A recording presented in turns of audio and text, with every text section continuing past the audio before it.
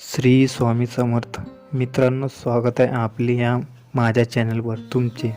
तर सुरू करूया आजचा हा व्हिडिओ. या 3 लोकांच्या चुकूनही पाया पडू नका. तुम्ही कितीही संस्कारी असाल तर या 3 लोकांच्या चुकूनही सुद्धा पाया पडू नका. त्यामध्ये सगळ्यात पहिली व्यक्ती म्हणजे शत्रू. आता आपला शत्रू म्हणजे तो अगदी आपल्याशी भांडायलाच उठलेला व्यक्ती असेल असे नाही. बऱ्याचदा आपल्याशी गोड गोड बोलणारी व्यक्ती सुद्धा त्याच्या मनात आपल्याविषयी शत्रुत्वाची भावना बाळगून असते, द्वेष करते, तिला मत्सर वाटत असतो.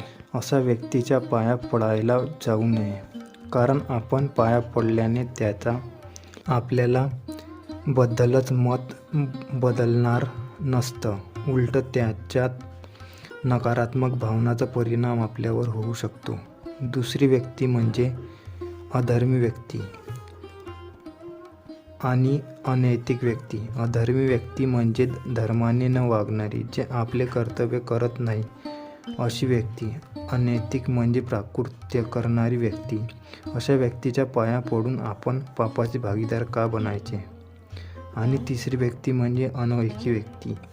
यात साधा हिशोब आहे. ज्यांना आपण ओळखत नाही त्याचा पाया आपण का पडायचा.